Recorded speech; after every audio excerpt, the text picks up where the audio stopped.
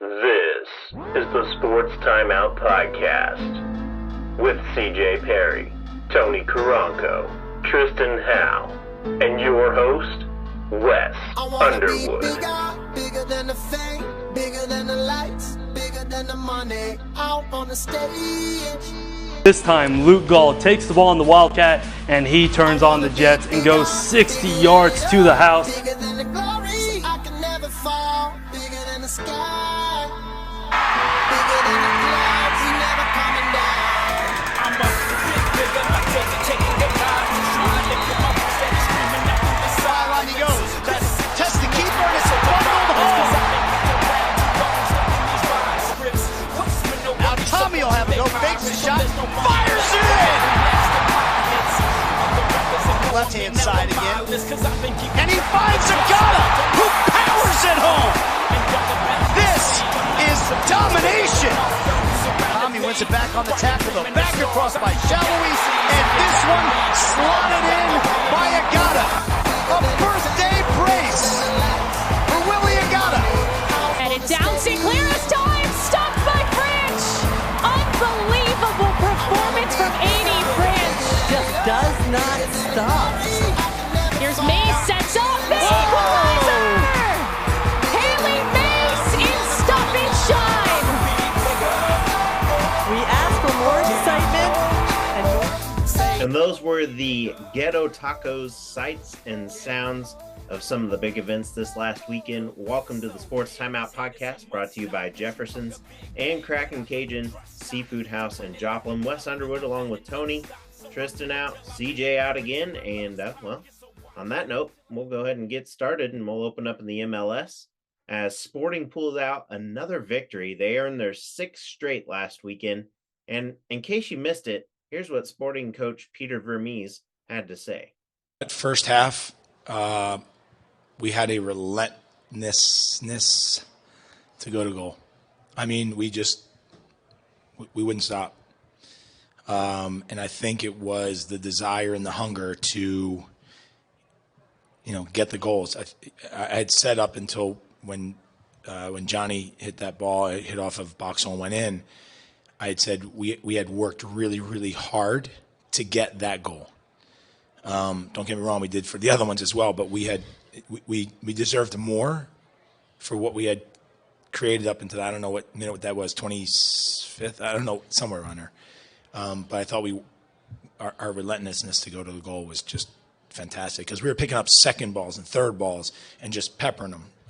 From that point of view, was great. And then it was funny because I was thinking in my head, it would be great to get a third goal before halftime. And then Willie comes in with the, I don't know, it's instead of the Beast Mo in Seattle, it's the Beast Willie in KC, because that was a very, very brave opportunity that I would tell you that there's only one guy that I would know in the time that I played that would go in for that header, and that would have been Mo Johnson, who played here. He would have went for that ball as well, and Willie went in, and that was but that was a monster of a goal. That game was fantastic. Unfortunately, the season is done, and Sporting will have one final home game for next weekend, and my wife will be having a baby, so y'all should go. Tony, you should go. Okay, well, I'll go, I guess. Should be a fun one. Next weekend? I believe so, yes. Next Saturday or Sunday. I don't remember. You can go to their website for that, but yeah. Okay. Should be fun. Last home game. I mean, and they're on a good streak right now, so should be some fun. Yeah.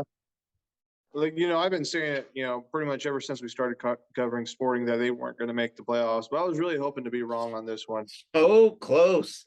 All they had to have was LA Galaxy lose, and they'd still be in contention this weekend, but now it's just for fun. Yeah.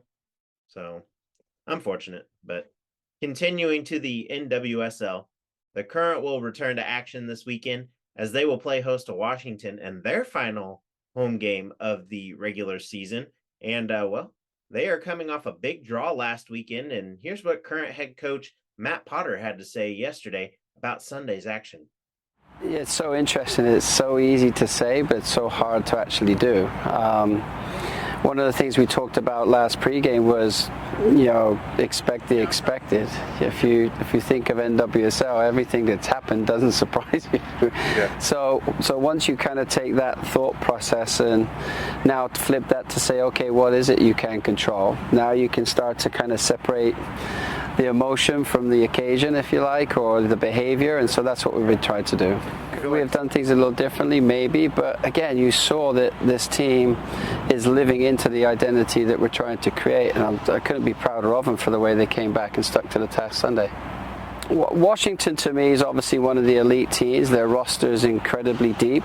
They've gone through a coaching change. Sometimes that can inspire, and they've definitely got the talent. I don't think they've lost since the change. And they hadn't lost very many before the change. So the reality is that they've never not been a good team. So we expect another difficult NWSL game. And at this point of the season, everybody's playing with purpose and trying to, again, like we said, live out their identity, and we'll do the same. Yeah, great stuff for them as well. And I mean, the Current could clinch their first spot in the postseason in team history. So you excited for them, Tony? I am. Hopefully they go win the whole thing, obviously, and hopefully with them getting that loss out of the way, Yeah, they can start building that momentum up and not just clinch the 1 seed, but win the whole thing. yeah. It's crazy. The announcer said that too. I mean, and they hopped back in. They looked to be out of that game this last week, but I mean, Haley Mace and all them, I mean, they all just did their thing. AD French, dude, heck of a goalkeeper. Heck of a goalkeeper. And if you watched our highlights at the beginning, you should go back and watch some of those because she had 8 saves in that game. 8 saves. I think it was 8 saves. And I mean, she was just spot on. Nothing got by her. Good. Obviously the one goal, but I mean, other than that, that was just a fluke play. But Sure. wow. Excited for him. And then now we briefly talk the MLB and the Royals. Big news came Wednesday afternoon that Dayton Moore would be fired from the organization. And well, look, I applaud you for everything you did, Dayton. I do. You revamped a very down baseball franchise, but we're back there again now. We're back to where we started, and it needed to end, and it did. John Sherman came in, he did his thing. Y'all had a talk, and I mean, again, thank you from the bottom of my heart. 2 World Series years and 1 championship. I couldn't have asked for a better, I mean, college career. I don't know how to say that, but I mean, I even got to go up there right after the World Series and towards the end of that 2015 season. And as they were heading into the next postseason, it was a different atmosphere. I got to walk around the park. I got to do some stuff. And then I got to go in 2014 and I got a couple stories out of that. But I mean, enjoy your next venture, though. The team that you land on would be lucky to have you. So we enjoy everything you did. Good luck to you. Your son's playing in the majors now. Go enjoy that too. Go enjoy that. And on that note, we will head into the NCAA and football. We talk Kansas. The team is 3-0. And well, off to the best start since 2009. That was back when Mark Mangino did his thing and was beating on players. Hopefully Leopold doesn't do that, But anyway, Kansas, Kentucky, Duke, North Carolina have all started 3-0 at this point in the season. It's the first time that they've all been 3-0 together ever. It's crazy, but do you jump on the Kansas bandwagon, Tony? Do you like it right now? Well, I've been on the Kansas bandwagon since last year. I've been wanting them to be successful for a while now. So I'm excited for them to be 3-0. I mean, they've already got more wins this season than they did last season. Oh yeah. I think they'll beat OU. I think it'll be a competitive game. It will be. I think Kansas is going to show up to play. I think OU is a better team, but I think they're going to just show up to play that day. Yeah. So I'm excited for Kansas too. see how they do. I'm gonna say this now. I think that Kansas will be in the top 25 within the next 2 years. Oh, what about this year? I don't think they'll be in it this year, but No? How about within the top next, 50? Do they, yeah, do maybe. they make a bowl appearance? Yeah, I think they'll have a bowl appearance uh, as long as they, well, obviously as long as they do good. But I mean that's a pretty easy statement to make. Yeah. Yeah, but I think I can see them having a decent bowl appearance and playing somebody competitively, maybe like playing somebody like Oregon or Yeah. somebody like that. It'd be fun. I'd watch it. I'm excited for him. As much as I don't like KU, I'm excited for him. Coach Leopold has something different about him. Turning down a bunch of offers to go to Nebraska, by the way, who is pressing on him pretty hard, but he says he likes where he's at. So I applaud the guy for that. I like where the organization's going. I appreciate his honesty and the fact that he's willing to stay with the franchise and the team that he's wanting to build. So kudos to that. Kudos to that. And well, on that note, we now head to the NFL and we talk former Tampa Bay coach Bruce Arians. And well, his conduct on the sidelines this last weekend in the game Sunday at New Orleans, Arians and another coach were on the sideline rather than in the booth for the game. And when the fight broke out in that game between Mike Evans and Lattimore, instead of being upstairs, he was down on the white line where the officials stand during the game and coaches. And I was like, my first thoughts were, why is he even there? I mean, didn't the guy leave? And second, didn't he have an altercation last year where he ended up going out and interfering with the players? I mean, he had the whole AB thing, and then he also hit a player after a penalty was drawn. I don't know. I don't know why he was there. I don't understand how he's not getting a fine for being down there. I don't even know, like, what's his role with Tampa Bay? Do you know? I have no idea. I thought he wasn't even in the organization anymore. Yeah. No Apparently idea. in the booth. Yeah, I have no idea. And yeah, that's weird. I mean, he's not getting a fine because I mean, maybe he's a volunteer. You can't fine a volunteer. You just ban him, I guess. Yeah, get him out of the NFL or something. Don't allow him to go back to a stadium. I mean, he's just made some very unwise decisions over the last couple of years, and it's shown. I mean, AB's frustrated at him. Tom Brady, I think, got frustrated, which is why he was out the door. So I don't know. Yeah. Talking about Tom Brady's frustrations, we'll continue in the NFL and we'll talk suspensions and more. Mike Evans obviously suspended in that altercation for fighting last weekend against Lattimore.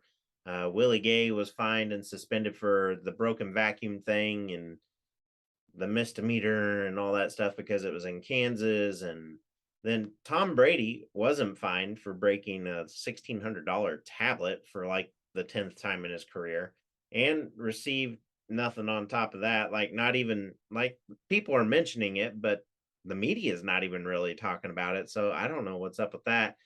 I mean, what's even sillier is that Stefan Diggs was fined $10,000 for taunting. I mean, he taunted. He didn't break anything, but he taunted. $10,000 fine. Dane Jackson, $5,000 fine for taunting as well. Matt Gay and Jerry Hugh, they were both fined for improper uniform wearing, $5,000 each for that. I mean, improper uniform wearing. I don't know. And then, yeah, I agree with the two that are up there that are being suspended. Even Mike Evans agreed with it. And Willie Gay seems to be in good spirits about it. But why does Tom Brady never get fined? Well, one, he's the GOAT, so they're going to treat him a little bit differently. I don't agree with it. I do think there should be some sort of repercussions for his actions. I understand the Mike Evans thing, and I kind of understand the Willie Gay thing, but the vacuum was less expensive than that tablet was that Tom Brady broke. Well, and the tablet is NFL property. Like, if you break something on the field and like dislodge your helmet and stuff, you get fined for that. So how do you not get fined for a tablet unless he owns it himself? Yeah, I have no idea, man. And then the improper uniform wearing stuff. I mean, that's ridiculous. The NFL as an organization is a joke. Roger Goodell needs to get out of there as soon as possible. It needs to be player ran, 100%. To me, that is absolutely atrocious, blasphemous. So next year Whatever. you're saying you and I take our sons to the soccer games more and we don't go to NFL anymore? No, I still want to go to the NFL games. I just think the organization and like the how it is ran corporately is a joke. Yeah, it's true.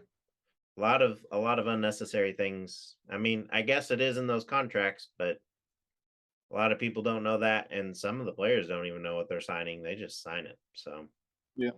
Lastly, we talked Canelo and his fight last weekend. I'm surprised we missed this last week on the show, but man, what were your thoughts on that one? He did good.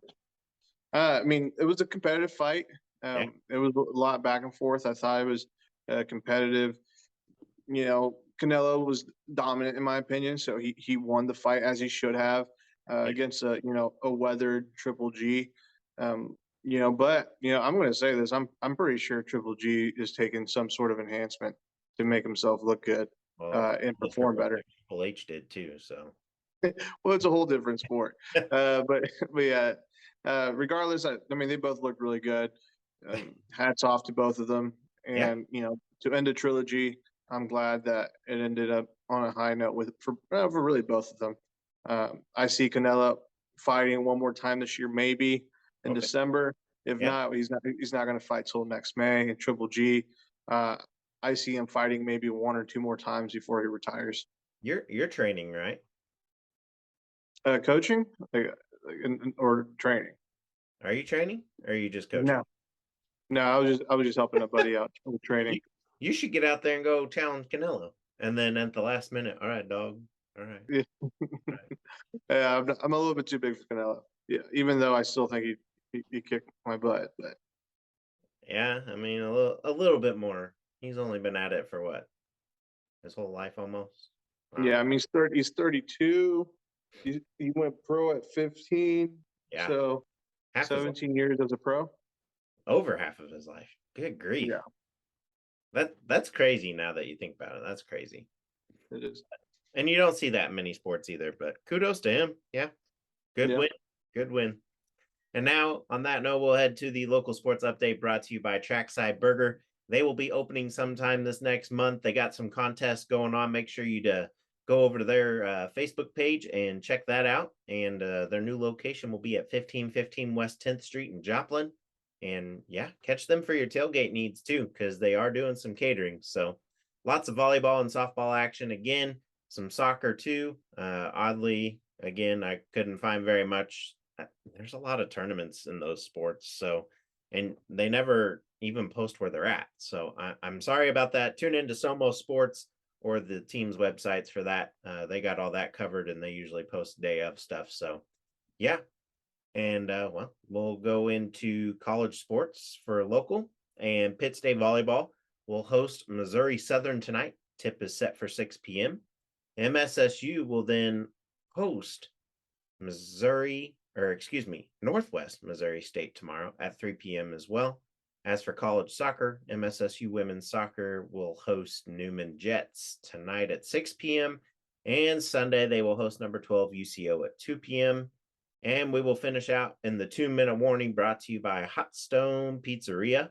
And football in the 4 states again this weekend. And tonight we have 4-0 Joplin at 4-0 Nixa. Cue that music. Tony, who you got?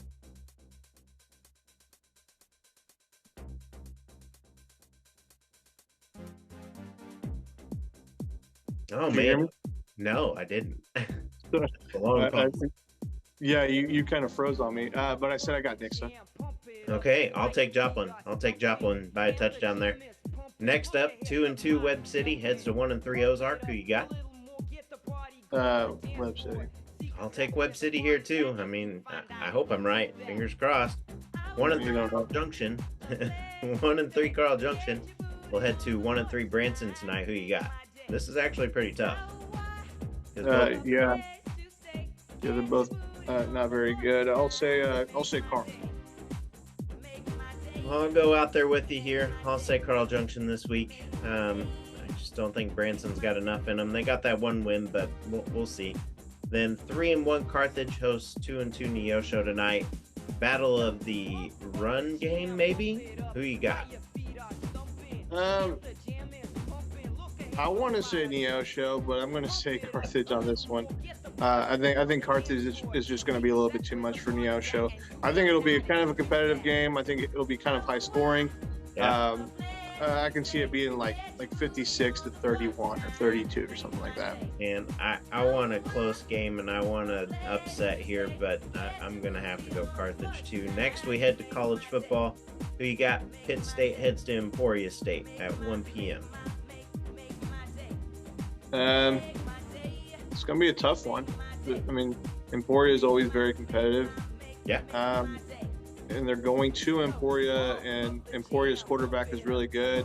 Yeah. You got MIAA Offensive Player of the Week last week. Yeah. So I'm going to go with Emporia on this one.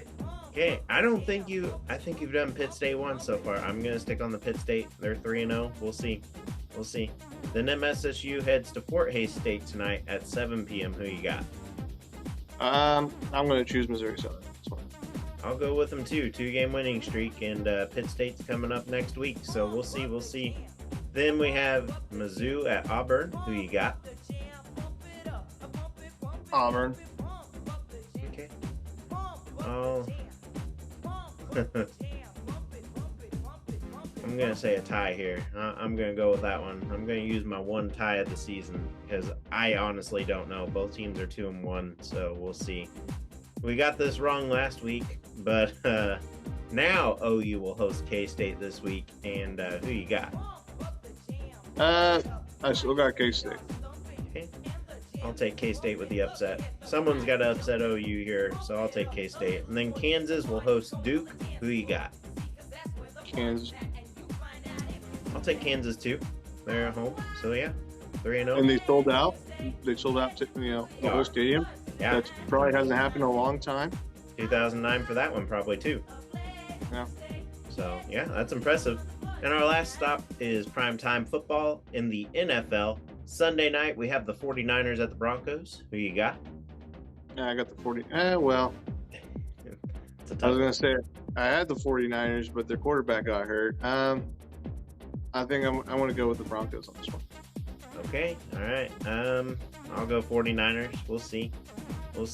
Jimmy G's back, so we'll see. And if Jimmy G's back, then I got the 49ers. okay, all right. 49ers it is. And then who you got Monday Night Football? It's the Cowboys at the Giants. Giants 2-0. Cowboys 1-1. I'm going to say the Giants. I'll take the Giants at home also. And of course, all these games and events are pending to the weather and the current fluid COVID-19 situation. Tune into these teams' social media pages for times and updates on everything. And well, the music continues to play, and this is the end of another episode. For Tony, Tristan, CJ, and myself, have a great and safe rest of your weekend, and enjoy some football, watch some upsets, get out there, and let's have some fun this weekend. Nice fall weather yesterday. Let's see what it does today through the weekend. I don't know. Yeah. But we'll catch you next week. I don't know what to do with my hands. Catch something. Maybe next week. See ya. Definitely be covering that continually. And